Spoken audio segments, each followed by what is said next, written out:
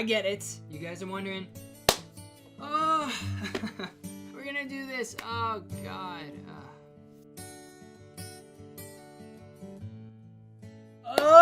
I guess we're doing this. I guess this is what it's come to, man. 2020. What a year. But yeah, I know you've been wondering where have you been, Brando? You know, you haven't uploaded in months, dude. Why? I've been waiting for your godliness presence and just sculpted figure of handsomeness to show up on camera, and you're just perfect business videos and insights. Man, where you've been. I know. Calm down, okay? Just take a shot of whiskey, tequila. If you're underage, do a shot of orange juice or apple juice. Personally, I prefer apple juice.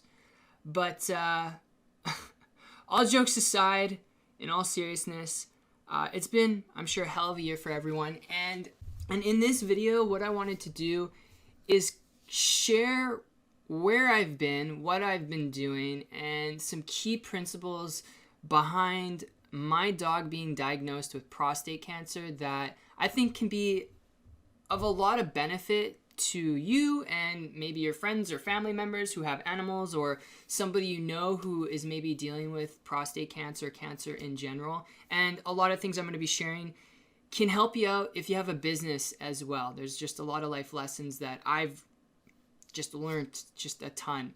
So I wanted to dive into that, and it's going to be kind of like a day in the life story of since he was diagnosed, and then kind of previous to that what I was doing, because I've seen a lot of the videos out there on YouTube of people doing like day in the life videos, and the way they portray themselves is just like, it's so unrelatable.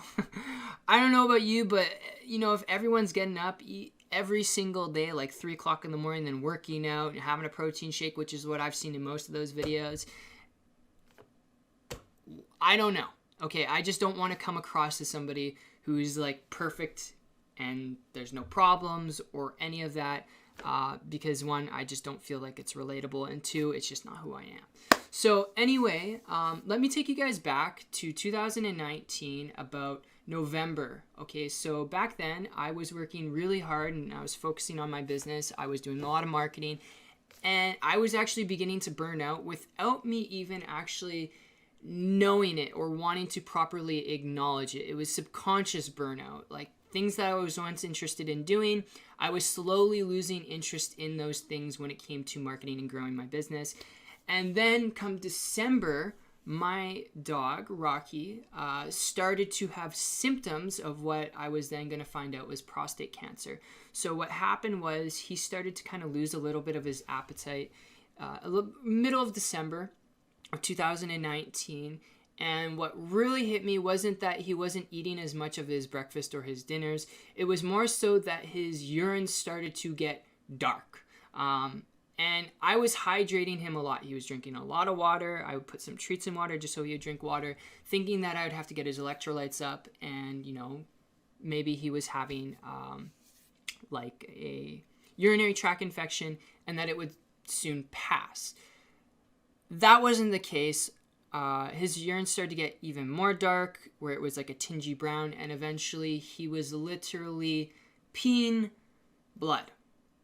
Okay, and so the day that happened, when he lifted up his leg and he tried to pee, and luckily it was wintertime, luckily I'm in Canada, I can see like what the color was in December, and it came out completely red, and it was literally blood because it was thick. And I apologize if you're squeamy and you don't like stuff like that.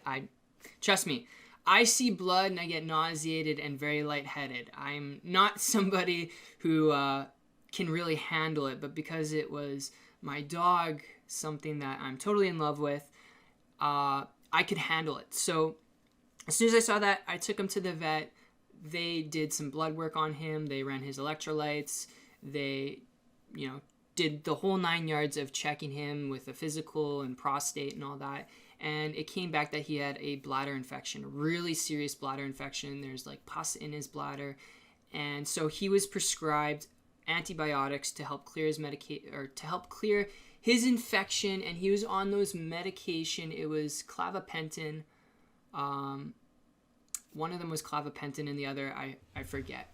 but it's to help urinary tract infections and just general bladder infections. So he was on that, and it did help him out. It was about a week and a half to 2 weeks he was on his antibiotics, and it was just a pill that I would put in his food and he would eat it.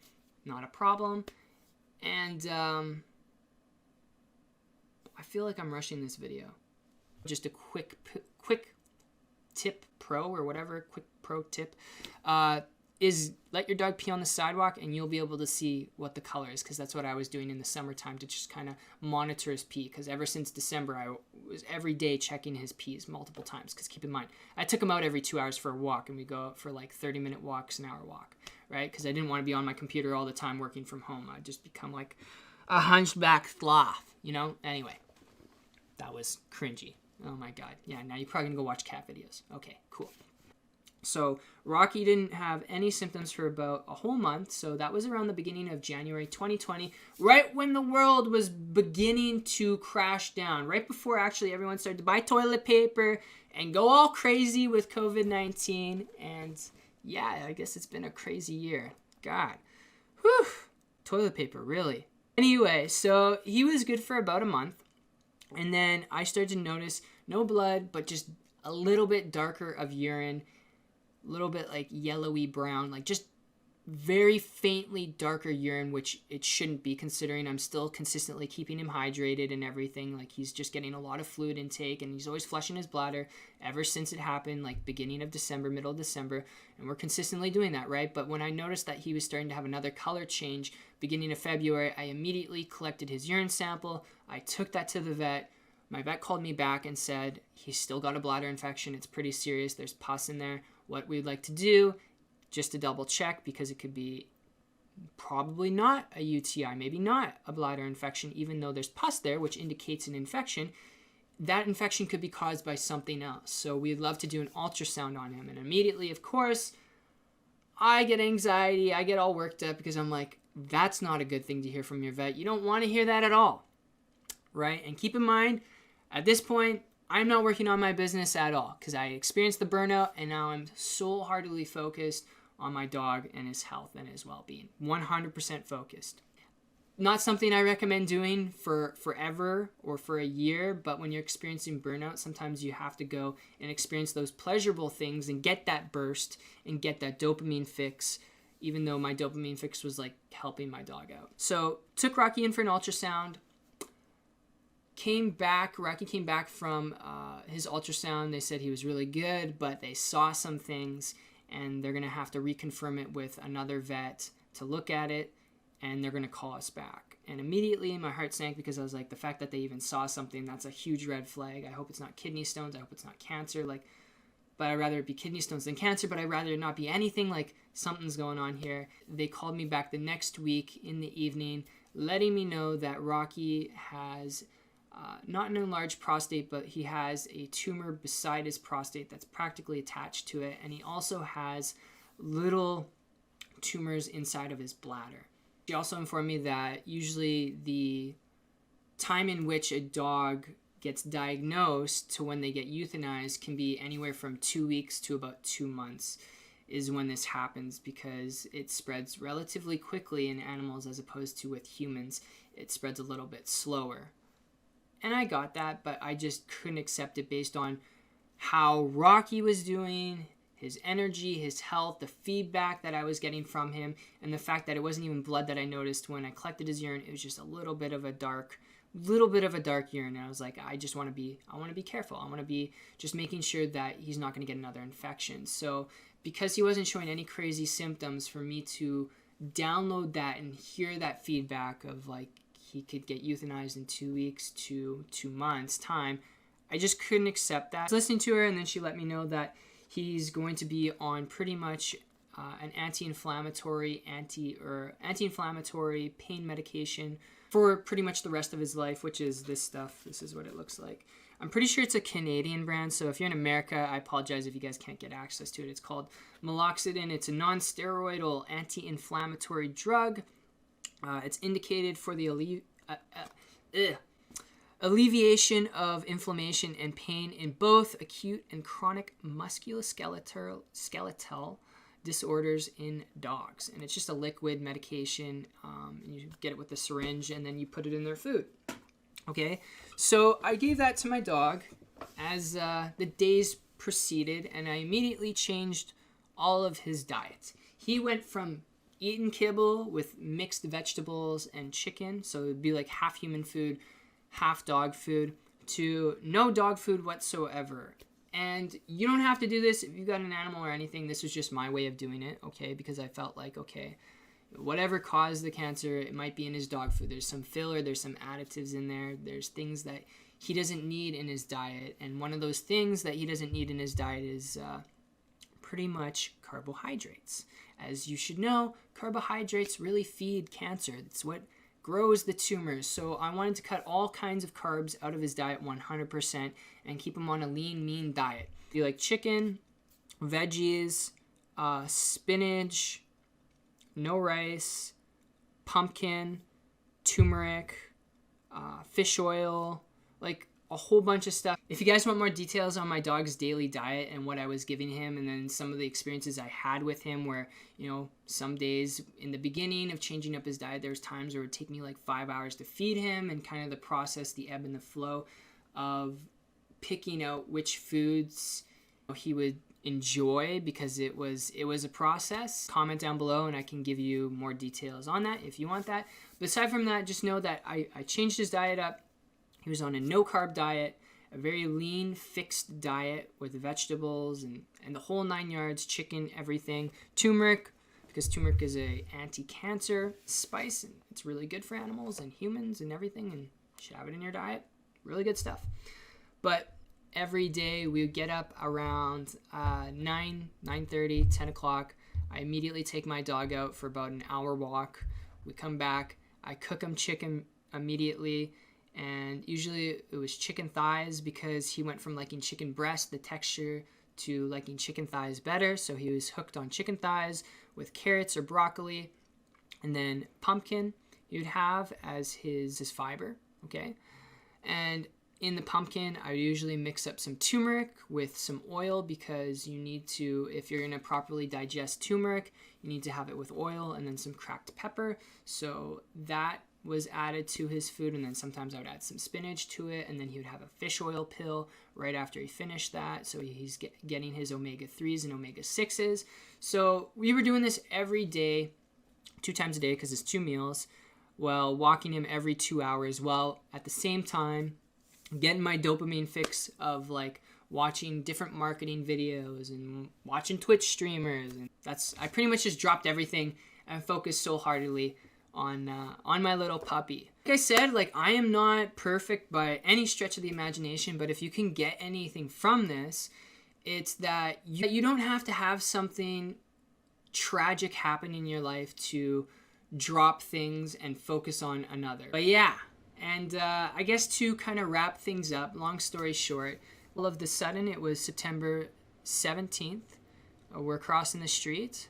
We cross to the other side of the street after he pees, and he immediately clenches up onto the ground, like clenches, just all of a sudden randomly out of the blue, caught me totally off guard, and he starts yelping and scared me to death, because I was like, oh my god, did he step on something? Like, what's going on? But he was just frozen, crunched up. Took him to the vet immediately.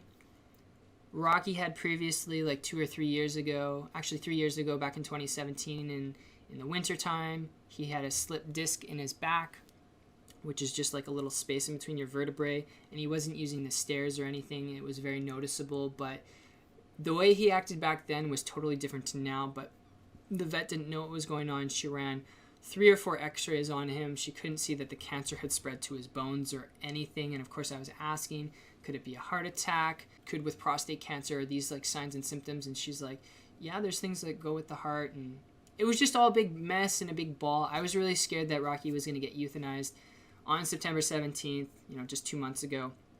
And that was going to be the last time, because he was shaking and he was just stuck in a state. But after running x-rays and everything, he got some pain medication, and we got another refill of this stuff, this oral medication that he's been on since February. And it took him about 4 days, I would say. It took Rocky about 4 days to where he was functionable and normal, like a puppy. It was actually insanely crazy. Now, throughout that process, I had to feed him, and it wasn't enjoyable. What I would do is I would cut up all of his food, and I would shove it into his cheek because he was pretty much bedridden for those 4 days after he had that incident in September. So I'd cut up his food. Sometimes I'd blend up his food. I'd stick it in the side of his cheek, and then what I would do is I'd get a syringe. So like this. It was bigger. I don't know where my other syringe is. It was way bigger than this. It held way more water. This is only a 1.5 milligram dose. But I'd fill up the syringe, and I would stick it in the side of his mouth while he's laying on his side. So his food would be in his cheek, and then I'd put the water there, and then he would swallow it and then chew it, and then he would eat. So we did that for about 4 to 5 days. And yeah, it was like he was a puppy all over again. It was crazy.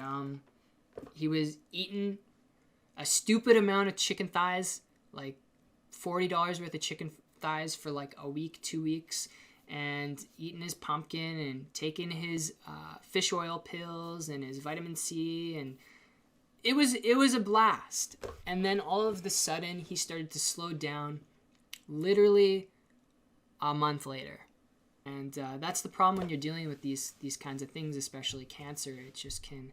It can hide and disguise itself as different things, and sometimes even though you don't want those things, you're like, man, I would rather have that than it be this, especially for an animal, especially for Rocky, who practically consider him human, my brother, right? So it was the week of October 17th. He just started to slow down for about 3 or 4 days. And mind you, Rocky during this time prior to it was like a Tuesday, because the 17th, October 17th was a Saturday. About Monday, Tuesday of that week, he was acting like a puppy. Like he was following me around, running up the staircase, running down the staircase, and I didn't want him to do that, so I'd pick him up. And we didn't go for walks. I'd take him outside to pee on our front yard, and he would try and go for a long walk. He was off leash because his back and stuff. And you try and go for a long walk. I'd just pick him back, and we'd go inside the house, and then I have an electric scooter with a basket in it. I would put him in the basket, and I would take him for a ride around the whole neighborhood. Okay, so that's kind of how he was able to kind of get around and still adventure around, but I didn't want him walking anymore because I literally had PTSD if I took him for a walk, even though he wanted to, that might happen again, and it was just not something I wish anyone to experience, okay? Thursday and Friday, any type of food I gave Rocky, he began to throw it up, all of it, and he was losing interest in even going for a walk. Like I'd say, Rocky, let's go for a walk, and usually he'd get out of his bed and want to go. No, it was him completely, not completely, but just looking at me, and I'm looking at him, and he's just not interested. Saturday, October 17th, literally a month later after he had his thing where we were walking and he froze, he kind of threw up a little bit in his bed, and I rushed over to him, and he was gone. It's definitely tough. It's like I said, I just felt like sharing this with you guys. It's a little bit more of a personal video, but at the same time, I feel like you can apply this to your life, and it's something that maybe you're experiencing, or somebody who's experiencing, or you have an animal that might possibly be experiencing it. But regardless of that, there's a lot of things that can be taken from this video, from discipline and really focusing in on what you want, what your goal is, what do you want to do, who do you want to be, and it doesn't have to be a forever thing. In fact, in any career, you can't just solely do those things forever. You have to have a little bit of leeway. You have to have those burnouts to be able to reset yourself, all right? But the key trick is not tricking your brain into getting those burnouts. It's before you even experience a burnout, learn how to balance yourself out. It's learning how to turn down temptations. Like I said, there were a number of times throughout the whole process of me even focusing on Rocky and being all in with him and his health every single day. There were times where I was like, man, this is tough. Fuck. I would rather just pretend that this isn't even going on. Like, why us? Why me, man? I'll play video games all day and just try and forget about it.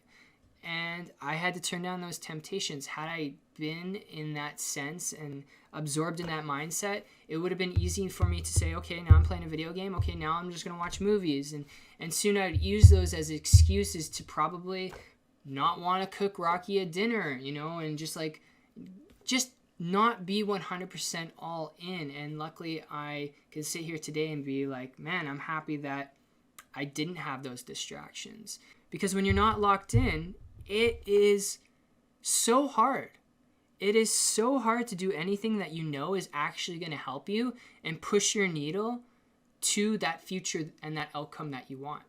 For me, when Rocky started to show the symptoms, my future and my outcome wasn't my business anymore. My future and my outcome wasn't playing video games anymore and watching movies. My future and my outcome was to give this puppy the best shot at whatever the hell is going on in his body and be there for him throughout the whole process so that I can go to bed at night saying, we put up a hell of a fight, we tried everything, okay? And not have any regrets.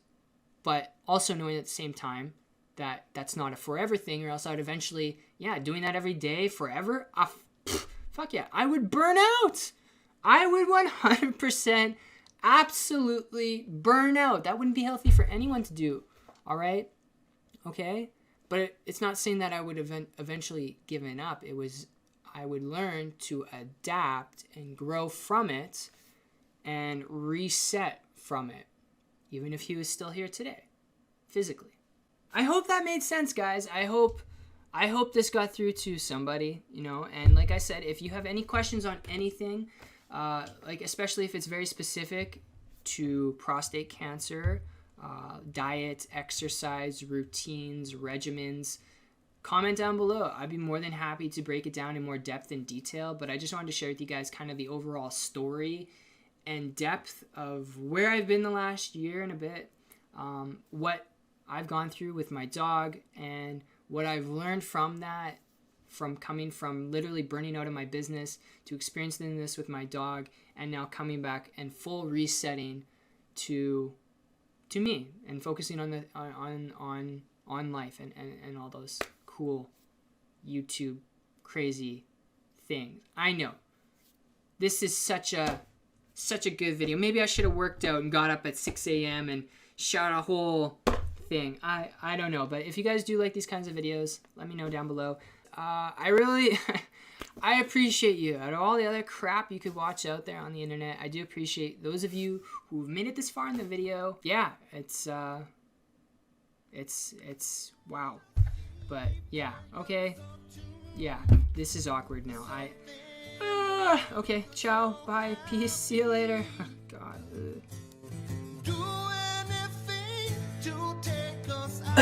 I also feed Rocky omega pills in the morning, and he freaking knows how to find them.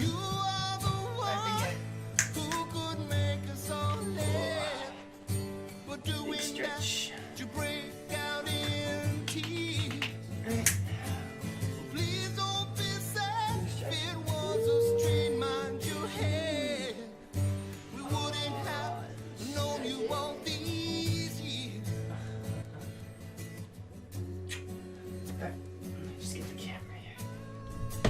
Rocky.